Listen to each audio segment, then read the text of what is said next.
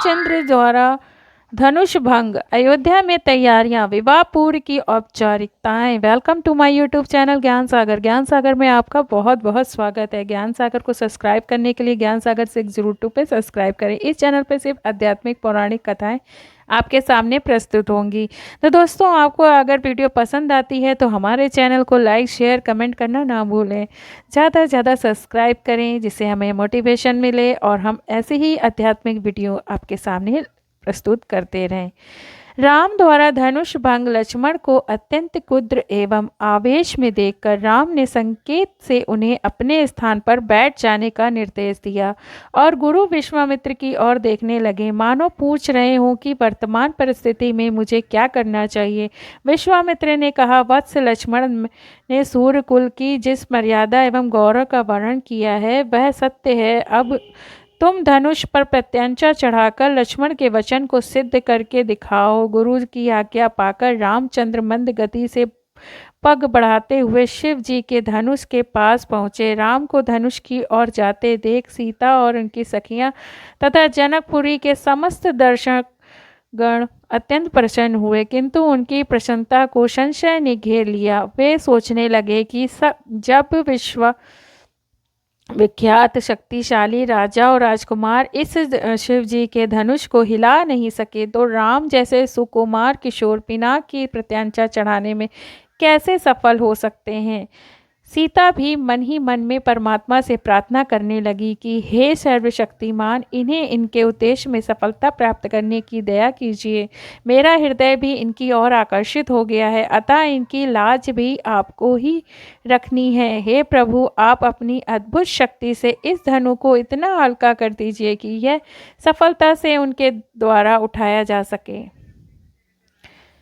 धनुष के पास पहुंचकर राम ने धनुष के बीच से पकड़कर सरलता के साथ उठा लिया और खेल ही खेल में उस पर प्रत्यंचा चढ़ा दी। प्रत्यंचा चढ़ाकर ज्यों ही उन्होंने धनुष की ओर पकड़ कर कान तक खींच कर त्यों ही वह धनुष भयंकर शोर मचाता हुआ तड़तड़ा कर टूट गया। उस नाद से अधिकांश दर्शक मूर्छित होकर भूमि पर गिर पड़े।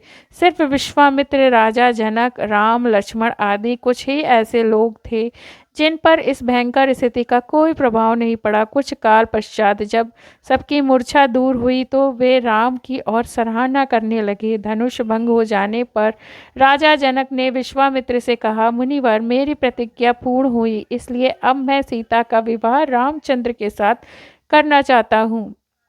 मुझे अपने मंत्रियों और पुरोहित को विवाह का संदेश लेकर महाराज दशरथ के पास अयोध्या भेजने की आज्ञा दें। विश्वामित्र प्रसन्न होकर बोले, राजन, आप ऐसा ही करना ही उचित है। अपने मंत्रियों को यह भी आदेश दे दीजिए कि राजा दशरथ को संदेश दे दे कि दोनों राजकुमार कुशल पूर्वक यहाँ पहुँच गए हैं। विश्वामित्र के वचनों से संतुष्ट होकर मिथिलापति जनक ने सीता को बुलाया। वे अपनी सखियों के साथ हाथ में वरमाला लिए मंथर गति से लजाती हुई वहां आई और जहां धनुष को तोड़ने के पश्चात श्री रामचंद्र खड़े थे, सखियों ने मंगलगान प्रारंभ किया और लज्जा, संकोच एवं हर्ष के भावों से परिपूर्ण सीता जी ने धीरे से श्री राम के गले में वरमाला डाली। अयोध्या में तैयारियां। मिथिलापुरी से अयोध्या तक का मार्ग 3 दिनों में तय करके महाराज जनक के मंत्री राजा दशरथ के दरबार में पहुँचे।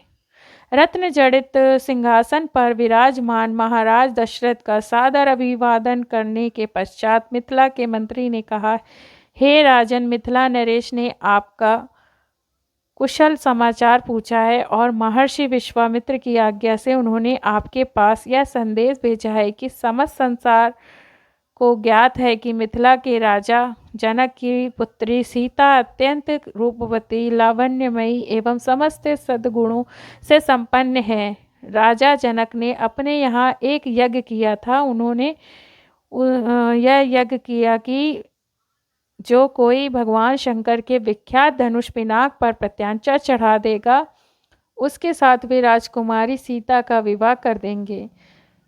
उस यज्ञ में महामुनि विश्वामित्र राम और लक्ष्मण दोनों राजकुमारों के साथ जनकपुरी पधारे।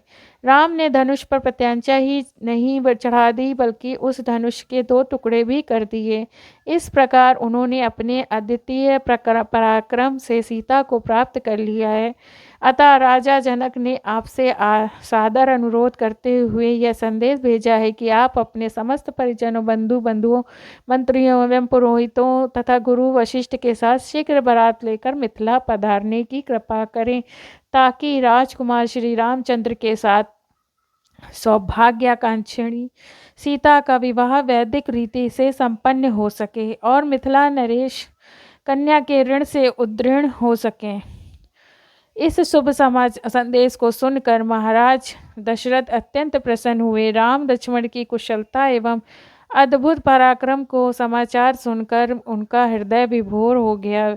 वे मंत्रियों से बोले, मंत्रीवर, हमारा हृदय राम और लक्ष्मण से मिलने के लिए बहुत व्याकुल हो रहा है, इसलिए आप शीघ्र ही परिजनों एवं दरबार के सभासदों के साथ जनकपुरी चलने की व्यवस्था कीजिए।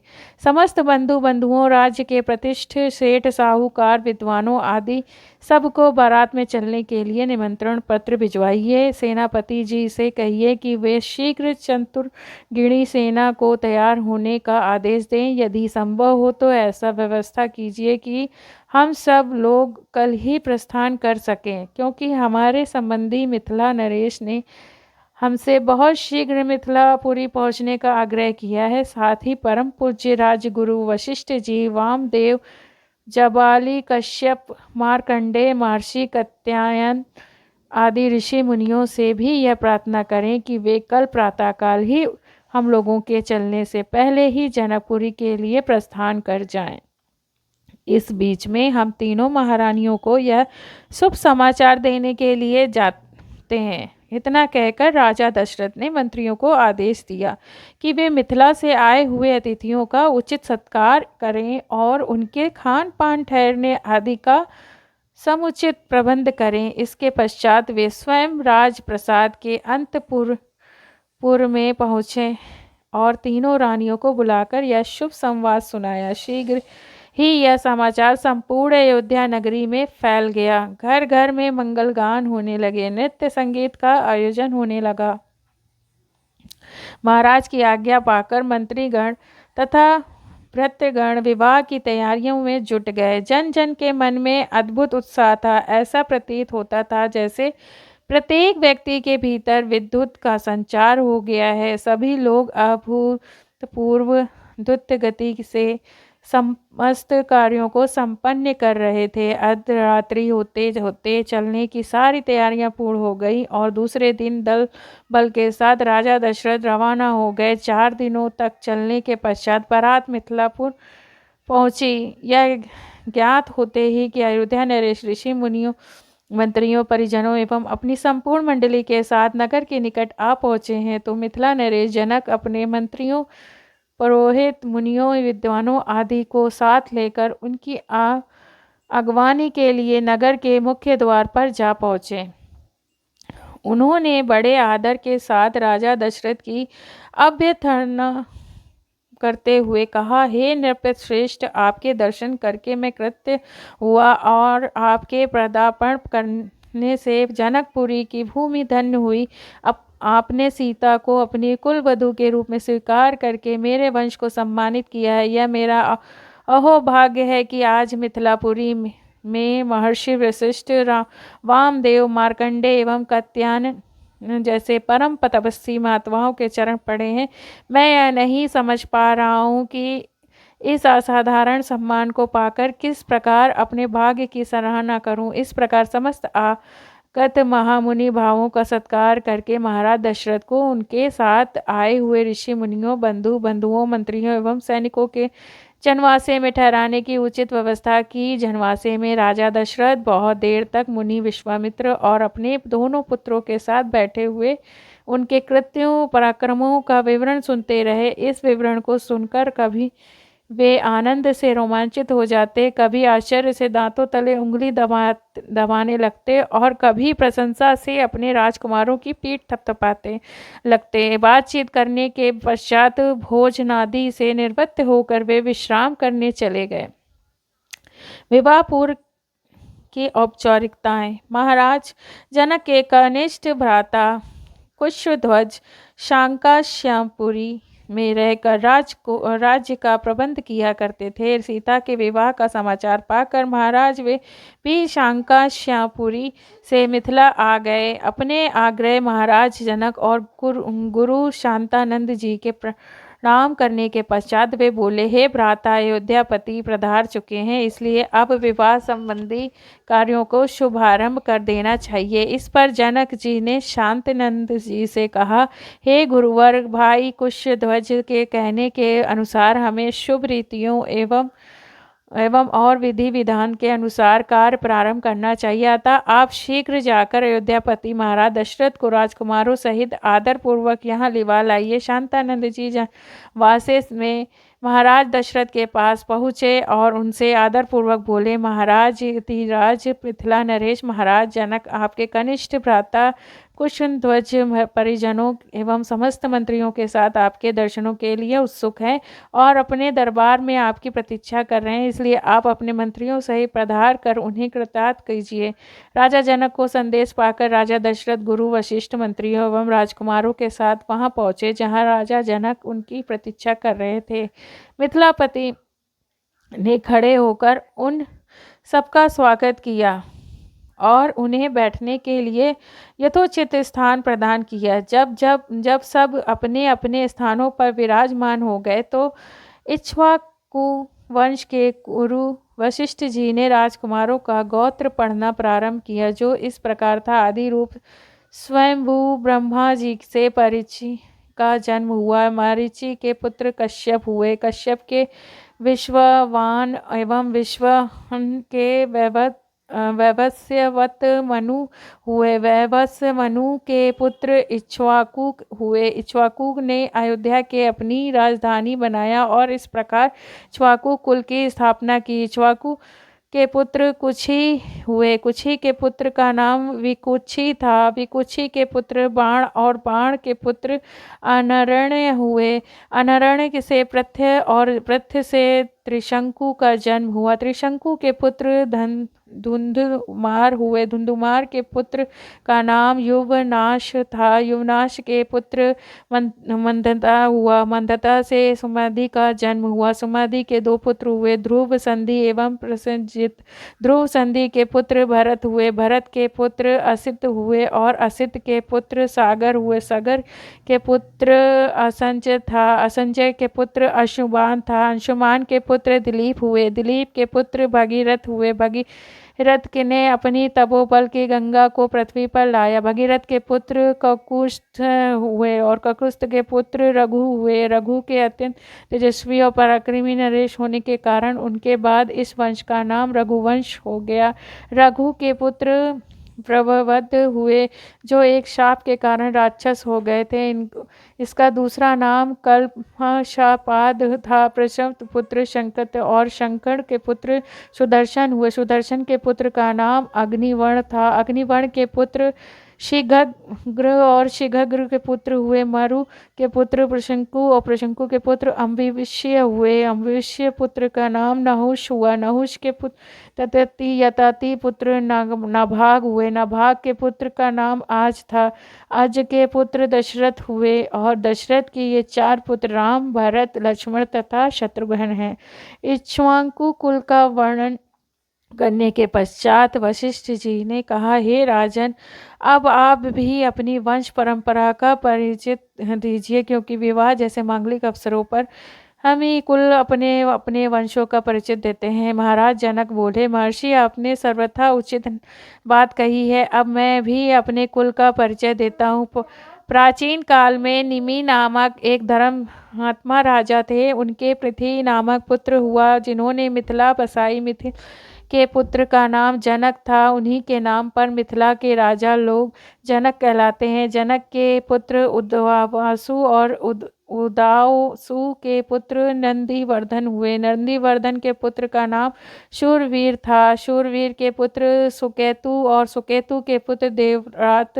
देवरात के पुत्र का नाम बृहदर्षि था और महावीर और महावीर के पुत्र शगति था। शगति के पुत्र का नाम दृष्टकेतु था। दृष्टकेतु का नाम पुत्र मरु था। मरु के पुत्र का नाम प्रतिदंत के पुत्र और कृतित के पुत्र का नाम देवमणि। देवमणि के पुत्र विपुल और विपुल के पुत्र मंधी हुए। मंधी दत्त के पुत्र नाम कीर्तिरथ हुआ। कीर्तिरथ के पुत्र महारोमा हुआ। महारोमा के पुत्र स्वर्ण रोमा हुआ। हस्त रोमा हुआ। फिर हस्त रोमा के बाद कुशध्वज हुए। कुश दोनों इसी प्रदेश में रहने राजकाज संभालने थे। कुछ काल पहले सांकाश्य के पराक्रमी राजा शुद्ध के मिथिला एवं आक्रमण कर दिया। वह चाहता था कि मैं सीता का विवाह उसके साथ कर दूं। मैंने उसकी मांग पूरी नहीं की, इसलिए उसके साथ मेरा युद्ध हुआ, जिसमें शुद्ध वह मेरे हाथ में से मारा गया। और तब से कनिष्ठ भ्राता कुशध्वज सांकाश्य शासन करता है और मिथिला पर मैं अपनी बड़ी पुत्री सीता का विवाह राजकुमार रामचंद्र के साथ और छोटी पुत्री उर्मिला का विवाह उनके कनिष्ठ भ्राता लक्ष्मण के साथ करना चाहता हूँ। मैं 3 बार इस बात को दोहराया है। अपनी दोनों कन्याएं आपको वधुओं के रूप में समर्पित करता हूँ। फिर वे राजा दशरथ से कहने लगे, हे नृपश्रेष्ठ, अब आप इनसे गौ दान कराकर नंदीमुख श्राद्ध एवं कार्य संपन्न कीजिए। इसके पश्चात लोक प्रचलित पद्धति के अनुसार विवाह का कार्य आरंभ कीजिए। यह अवसर सर्वथा उपयुक्त एवं कल्याणकारी है। आज मर्दा नक्षत्र है। आज से ही तीसरे दिन फाल्गुन नक्षत्र होगा। इससे अधिक उपयुक्त समय के विवाह के लिए दूसरा नहीं हो सकता। आप इन दोनों भाइयों के अभ्युदय के लिए भूमि, स्वर्ण, तिल आदि का दान करवाइए। राजा जनक के कथन समाप्त होने पर महामुनि विश्वामित्र बोले, हे राजन, आप और राजा दशरथ दोनों ही कुल प्रणेता, धर्म परायण की कीर्ति युक्त एवं सम्मान एवं अतः इन दोनों कुलों के विवाह संबंध सर्वथा उपयुक्त है। सीता और उर्मिला भी राम और लक्ष्मण के सर्वथा उपयुक्त हैं। आपके कनिष्ठ भ्राता कुशध्वज भी आपकी भांति धर्म परायण एवं प्रति संपन्न है। इनकी भी 2 रूपवती, सुंदर एवं विवाह योग्य कन्याएं हैं। हे नरेश, मैं चाहता हूँ कि उनका विवाह महाराज दशरथ के 2 योग्य और पराक्रमी पुत्रों भरत और शत्रुघ्न के साथ हो जाए। विश्वामित्र की बात सुनकर जनक बोले, हे मुनिवर, आपके इस आदेश को स्वीकार करते हुए मैं आपके कुल को धन्य समझता हूँ। आप भरत और शत्रुघ्न को आज्ञा दीजिए कि वे कुशध्वज की दोनों कन्याओं को, मांडवी एवं श्रुति कीर्ति को अपनी अपनी पत्नी के रूप में स्वीकार करें। इसके बाद मिथिला नरेश से अनुमति लेकर राजा दशरथ वशिष्ठ जी और विश्वामित्र जी के जनवासे में लौट गए। दूसरे दिन चारों राजकुमारों के याचकों को 1-1 लाख स्वर्ण मंडित सिंगों वाली गौएं दान की दी और भी बहुत सारा धन, आभूषण, रत्न आदि ब्राह्मणों को दान दिया गया। ऐसे विवाह राम जी का संपन्न